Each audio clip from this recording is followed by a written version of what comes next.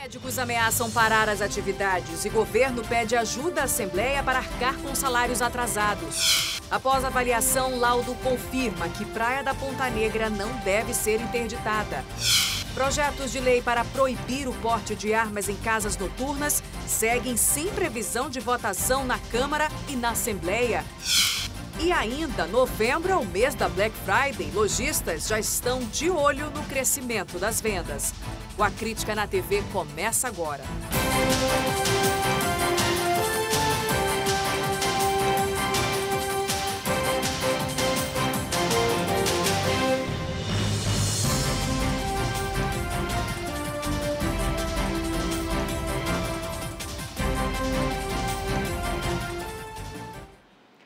Olá, boa noite para você. As cooperativas de médicos ameaçam cruzar os braços e paralisar o atendimento nos hospitais do estado. Eles reclamam de atraso nos pagamentos e temem terminar o ano sem receber os meses de agosto a dezembro. Agora à tarde, uma comitiva do governo se pronunciou a respeito desse assunto. O secretário de Saúde, Francisco Deodato, assegurou que não haverá interrupção nos serviços hospitalares. Explicou que em 2018 o governo aumentou em 600 milhões de reais o orçamento de 2 bilhões previsto para a saúde. Disse ainda que todos os meses as cooperativas médicas têm recebido pagamentos, ainda que atrasados. Tem empresa, por exemplo, que recebeu o mês lá de trás, recebeu o mês trabalhado, recebeu, enfim. Hoje nós estamos pagando a competência de agosto. Esse é o mês que está sendo pago neste fluxo. O secretário da Fazenda explicou que há dinheiro em caixa, mas está destinado para outras áreas. Uma solução encontrada pelo governo é usar parte de 2 fundos destinados ao turismo e às micro e pequenas empresas para cobrir despesas da saúde, especialmente os pagamentos atrasados de cooperativas e fornecedores. E eu tenho limite, porque senão eu vou comprometer toda a estrutura de gasto do Estado. É por isso que a gente está buscando fontes alternativas, exatamente para suprir esse déficit que existe. O projeto de lei que autoriza o uso desses recursos deve ser votado nesta quarta-feira na Assembleia Legislativa. Se os deputados aprovarem, o governo ganha 122 milhões de reais, suficiente para quitar 2 meses de contratos das cooperativas médicas. O déficit orçamentário na saúde deve se estender para 2019. De acordo com a Suzan, a previsão de orçamento para o ano que vem é de aproximadamente 2 bilhões e meio de reais para 3 bilhões de reais em despesas. Já vimos esse filme. E, bom, nessa manhã, esse assunto repercutiu na Assembleia Legislativa, mais cedo. Profissionais se reuniram com os parlamentares para resolver esse problema dos salários atrasados. Eles foram garantir que a Casa coloque mesmo em votação o projeto de lei que autoriza o uso de recursos para o pagamento da dívida com os médicos. A movimentação na Casa Legislativa foi intensa na manhã desta terça-feira. Representantes da saúde se uniram para pedir a ajuda dos parlamentares. Nós estamos com pagamento atrasado desde agosto, nas cooperativas médicas, além da falta de insumos em algumas unidades. E a gente vem alguns meses negociando para tentar a verba e nos foi informado que não haveria mais orçamento. O deputado Luiz Castro foi pego de surpresa, já que faz parte da equipe de transição do governo eleito e a atual gestão apresentou as contas na última semana sem aparentes problemas na máquina pública. O projeto que aqui está ainda não é suficiente para garantir a solução do problema do pagamento pessoal, porque ele não estabeleceu critérios de prioridade. E sem esses critérios, qual é a garantia que nós, parlamentares, e que os próprios profissionais terão de que eles serão priorizados? Nós não temos ainda a estimativa de valor, que alguns dizem que vai ser de 200 e 300 milhões de reais, pode ser mais, e como esse dinheiro vai ser efetivamente utilizado para que tipo de pagamento. Nesta quarta-feira, uma votação marcada deve definir que um recurso seja retirado do FTI, que é um fundo voltado ao desenvolvimento do turismo na região. Assim como foi feito em 2015 e em 2016, a pedido do governador Cassado José Melo, para pagar dívidas na área da saúde. Mas alguns deputados, no entanto, querem garantir que esse dinheiro, cerca de 160 milhões de reais, seja destinado obrigatoriamente para a pasta, o que não aconteceu nos últimos anos. Então, eu estou apresentando uma emenda para garantir a vinculação desse recurso somente para a área da saúde, que a gente acredita que é o mais essencial hoje, que tem que ser resolvido. Os representantes ainda se reuniram com o presidente da casa, deputado Davi Almeida. Isso tudo vai ser definido com a reunião que nós vamos ter hoje com os sócios de todas as empresas médicas. Nós não estamos aqui brigando só pelos salários atrasados. Nós estamos aqui preocupados com o atendimento mínimo que nós podemos dispensar à população.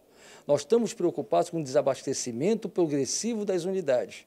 Se alguém vier a morrer, não vai ser por falta de assistência do médico, mas pode vir a morrer por falta de condições do médico atender.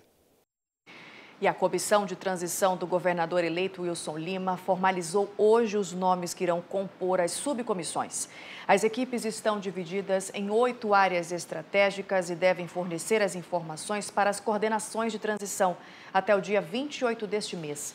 O relatório final, com o diagnóstico da situação fiscal e orçamentária do governo, vai ser divulgado ainda este ano, no dia 13 de dezembro. Os detalhes sobre esse assunto você acompanha no portal acritica.com.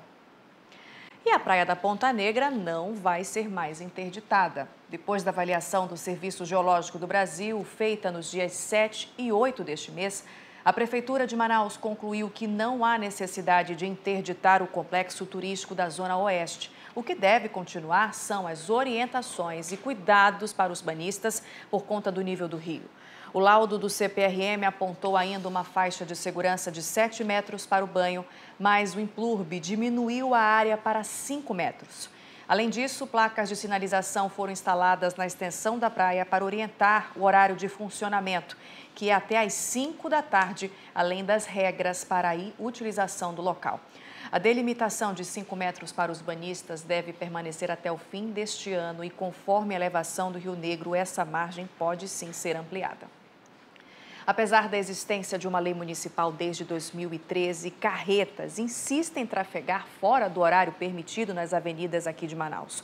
Só este ano, mais de 1.300 autuações foram feitas pelo Manaus Trans.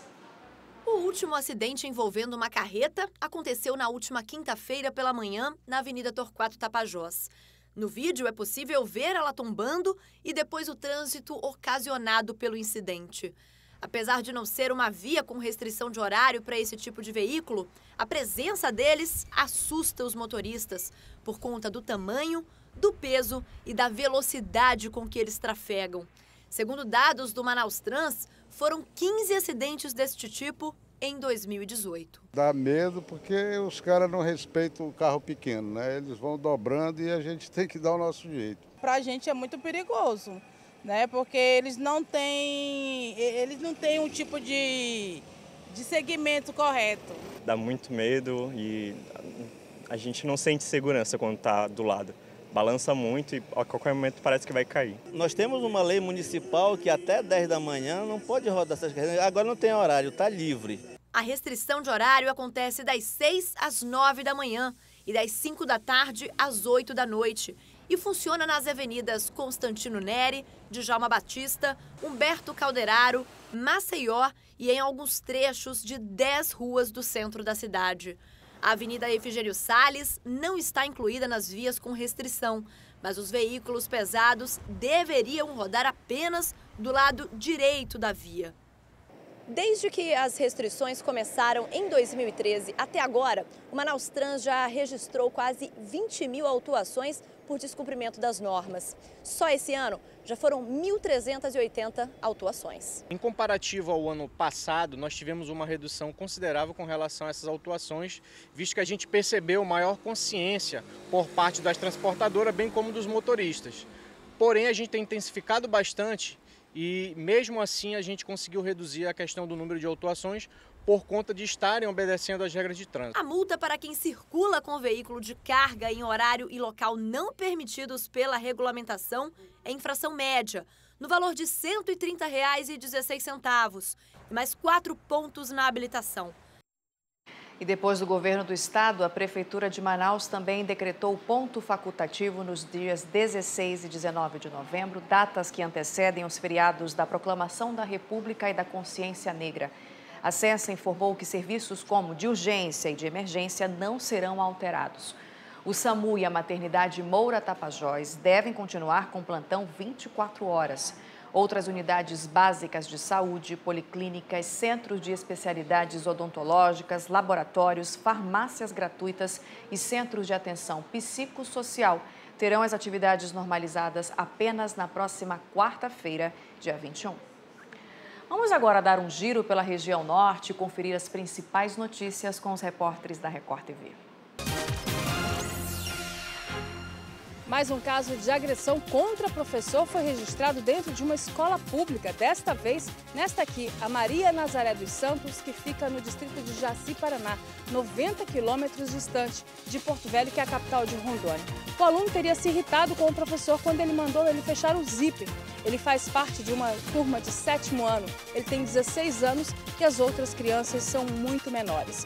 O vídeo, que foi gravado pelos próprios estudantes, viralizou na internet e mostra quando o professor é empurrado várias vezes e se afasta para tentar evitar mais confronto com o aluno. Então, a Secretaria de Educação do Estado e o sindicato já estão tomando providências. De Porto Velho, Rondônia, Andréa Portillo. A Polícia Federal deflagrou hoje uma operação para desarticular a organização criminosa especializada em praticar fraudes para obter regularização em títulos de terras públicas da União e também a exploração de minério e madeira ilegal. Os mandados de prisão preventiva e de busca e apreensão estão sendo cumpridos em 4 cidades brasileiras. Uma delas é Macapá. No Amapá, são alvos dos mandados servidores da Superintendência do Patrimônio da União, Agência Nacional de Mineração, Terra Legal e Instituto Nacional de Colonização e Reforma Agrária. De Macapá, Neili Flan. Um balanço da Secretaria de Segurança Pública do Amazonas apontou que 4 em cada 10 assassinatos aqui em Manaus estão relacionados ao tráfico de drogas. Ainda de acordo com a Secretaria, até outubro deste ano foram registrados 783 homicídios aqui em Manaus. O número é 3,9% menor em comparação ao mesmo período do ano passado, quando aconteceram 815 mortes violentas. Já aqui no estado, ainda de acordo com a Secretaria, quase 90% dos assassinatos têm características de execução. De Manaus, Fred Rocha. Em Roraima, os agentes penitenciários paralisaram as atividades nesta terça-feira. De acordo com a categoria, o ato foi motivado pela falta de pagamento dos salários atrasados e má condições de trabalho nas unidades. As atividades como visitas e a entrega de mantimentos estão suspensas. Apenas socorros médicos e alvarás de soltura vão funcionar. No momento, 277 agentes penitenciários atuam nas unidades prisionais do estado. De Boa Vista, Natasha Vasconcelos. Depois do intervalo, há um ano, projetos de lei para proibir o porte de armas em casas noturnas seguem sem previsão de irem à votação na Câmara e também na Assembleia. Agora em Manaus, 7h32, o A Crítica na TV volta já.